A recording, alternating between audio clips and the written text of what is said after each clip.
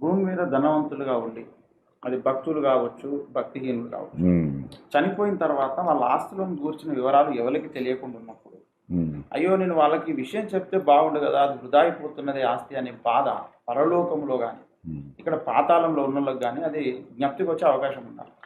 100% ఉంది, 100% ఉంది. కానీ పాతాళంలో పోయినోడికి ఈ ఆస్తిపాస్తుల గొడవ కంటే పెద్ద బాధ ఏంటంటే వాళ్ళు కూడా ఇక్కడికి వస్తారేమోనని. ఆ ధనవంతుడు అదే కదా మాట్లాడింది. నాకు ఇంకా 5గురు సహోదరులు ఉన్నారు, వాళ్ళు కూడా ఈ వేదనకరమైన స్థలానికి రాకుండా ఉన్నట్లు వాళ్ళని హెచ్చరించడానికి లాజరును పంపు తండ్రి అని రిక్వెస్ట్ చేశాను. అంతేగాని వాళ్ళ ఆస్తిపాస్తులన్నీ కరెక్ట్గా చూడడానికి పంపమని లేదు. అది ఎందుకురా బాబు, ఉన్నా పోయినా ఒకటే, ఇంకో 4 రోజులకు వాళ్ళు ఇక్కడికే వస్తారు, అది ఆ ప్రమాదం ఆపాలని. పాతాళానికి పోయిన వాడికి అన్ని సబ్జెక్టులు గుర్తుంటాయి. నాకు చుట్టాలు ఉన్నారు అని అన్ని బంధాలు, అనుబంధాలు, బాధ్యతలు గుర్తుంటాయి. కానీ వాటిని వాడు ప్రస్తావించడానికైనా అవకాశం లేని పెద్ద వేదన ఉంది ఇక్కడ వాడికి. భరించలేని బాధ నరకంలో వాడు అనుభవిస్తాడు. ఇక పరలోకానికి వెళ్ళిపోయిన తర్వాత పరదేశుకి వెళ్ళిపోయిన తర్వాత వాడు అయ్యో నా ఆస్తి నా కొడుకులకు రాలేదు, కూతుళ్ళకు రాలేదు అని కూడా పెద్దగా బాధపడడు. ఎందుకంటే ఇక్కడ పరదేశంలో వాని కళ్ళ ముందు ఉన్నటువంటి మహిమ సామ్రాజ్యాన్ని చూసి ఆ నశించిపోయే అది 3 నాళ్ళ ముచ్చటగా ఉన్నటువంటి ఆ భూమి మీద ఉన్న ఆస్తిపాస్తులు వస్తే అంత లేకుంటే అంత, వాళ్ళు అనుభవించినా అనుభవించకపోయినా వాడు ఇక్కడికి పరదేశకు రావడమే ముఖ్యం.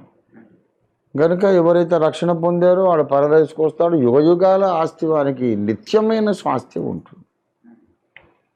దాని ముందు ఈ భూలోకంలో ఉన్నటువంటి మహారాజుల సంపద కూడా అసలు పోల్చటానికే వీళ్ళు. ప్రపంచ కుబేరులైన వాళ్ళ ఆస్తులు కూడా అసలు పోల్చడానికే వీళ్ళేనంత ఐశ్వర్యం అక్కడ ఉంది. కనుక ఈ భూమి మీద ఉన్న సంగతులు, చుట్టరికాలు, పరిస్థితులు అన్నీ గుర్తు ఉంటాయి, కానీ వాటి విలువలు అక్కడ సన్నగిల్లిపోతాయి.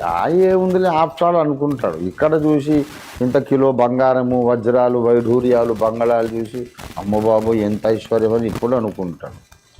ఆ మహిమ స్వాస్థ్యాన్ని చూసిన తర్వాత ఇదంతా ఆప్షాలు అనుకుని తీసి పారేస్తాడు.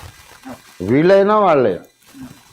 ఇప్పుడు తండ్రులు రాజులై ఉండి వాళ్ళ ఆస్తి వివరాలన్నీ పిల్లలకు చెప్పకుండా చనిపోయి పిల్లలు కడు వీర స్థితిని అనుభవిస్తుంది. ఇక్కడ ఆ ఆస్తుల వివరాలు వీళ్ళకి తెలిస్తే బాగుండు కదా, వాళ్ళు చాలా బీదరికాన్ని అనుభవిస్తున్నారు అనేటువంటి అనుకుంటారు. వాళ్ళను ఏ విధంగా అప్పుడప్పుడు అనుకుంటారు. ఇప్పుడు పరదైసులో ఉన్న వాళ్ళు కొన్ని విషయాలలో అశక్తులు, వాళ్ళు incapable of retaining any negative feeling for a long time. ఒక నెగటివ్ ఫీలింగ్ లైక్ సారో,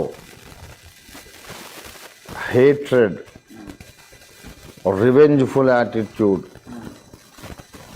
ఈ ఏమైనా నెగటివ్ భావాలు వాళ్ళ మనసుకు అంటవన్నమాట. ఎట్లాగంటే తామర పువ్వు మీద, తామర ఆకు మీద నీళ్ళు ఇలా చల్లామనుకోండి, అది వెంటనే రాలిపోతే చుక్కలు, దాని మీద ఏమి తడి కూడా ఉండదు. ఈ నీళ్ళు ఏ ఆకు మీద చల్లినా కాస్త తడి ఉంటుంది. తమలపాకు, విస్తరాకు, మోదుగు ఏ ఆకు మీద నీళ్ళు చల్లితే తడి ఉంటుంది, కానీ తామర ఆకు మీద తడి ఉండదు. ఆ నీళ్ళు చల్లక ముందు ఎంత ఫ్రెష్గా ఉంటుందో ఇప్పుడు కూడా అంతే ఫ్రెష్గా రాలిపోయినాక. అలాంటి తత్వము పరదేశంలో ఉన్న మనుషులకు ఉంటుంది అన్నమాట. ఎప్పుడైనా ఒకసారి ఏదన్నా బాధాకరమైన సంగతి గుర్తొస్తే అయ్యో అలా అనుకుంటుండగానే అది ఆ భావం ఫేడ్ అయిపోతుంది. వాళ్ళు చాలాసేపు బాధపడము వాళ్లకు చేతగాని పని అన్నమాట. ఎందుకో తెలియని ఆనందం లోపల పెళ్ళుబుకుతూ ఉంటుంది. ఎప్పుడైనా భూమి మీద జరిగిన చేదు సంభవం, చేదు అనుభవం గుర్తొస్తే అయ్యో అలాగే అనుకుంటుండగానే అది విచిత్రంగా మనసులోంచి మాయమైపోయి మళ్ళీ ఆనందం అనేది ప్రవాహంలాగా, ఊటలాగా పెళ్ళుబుకుతుంది. ఇక్కడేమో మనం సంతోషంగా ఉండడానికి చాలా కష్టపడాలి. అక్కడ బాధపడాలి. బాధపడాలంటే చాలా కష్టపడాలి. అదేమో పరదేశంలో ఉన్న అనుభవం. నేను అక్కడికి వెళ్ళినప్పుడు దేవుడు నన్ను తీసుకుపోయినప్పుడు ఇదే నేను గమనించాను. తర్వాత మెంటల్ కమ్యూనికేషన్, అక్కడ ఇంపాసిబుల్ టు టెల్ ఏ లై. పరదేశంలో అబద్ధం చెప్పడం అసంభవం అన్నమాట.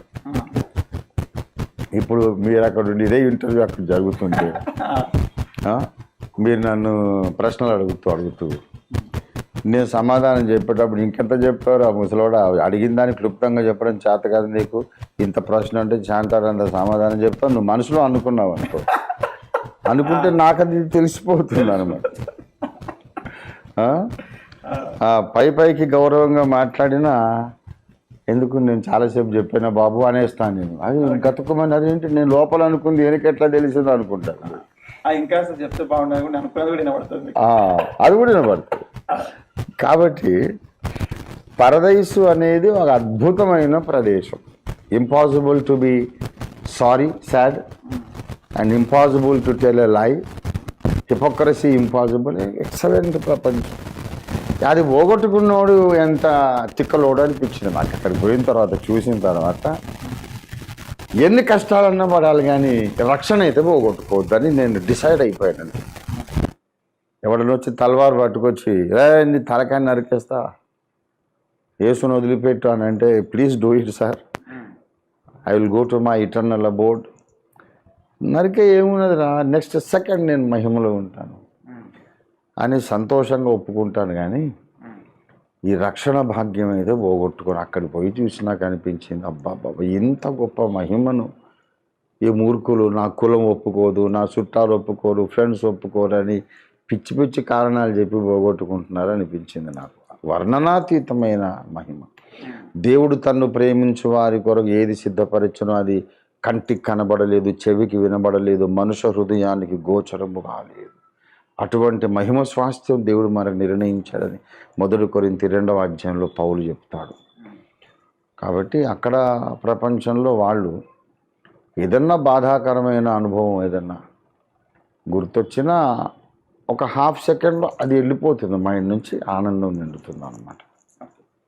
ఇక పాతాళానికి పోయిన వాడైతే ఈ గొడవంతా వాడనే ఆస్తులు సంపాదించుకుంటే ఏమి లేకపోతేనేమి, ఈ వేదనకరమైన స్థలానికి రాకుండా జాగ్రత్త పడండిరా, నేను బుద్ధి లేక సువార్తను తృణీకరించి ఇక్కడికి వచ్చి పడ్డాను, మీరు ఇక్కడికి రాకుండా చూసుకోమని వాళ్ళు కేకలు వేస్తానే ఉన్నారు. కానీ భూమి మీద ఉన్న వీళ్లకు వినిపించటం లేదు. వినబడితే ఈ ప్రపంచం ఎప్పుడూ మారిపోయేది. కానీ వాళ్ళంతట వాళ్ళే అన్వేషించి సత్యాన్ని తెలుసుకోవాలని దేవుడు ఇష్టపడుతున్నారు. కాబట్టి అక్కడి నుంచి ఆ కేకలు వీళ్ళకి వినబడవు.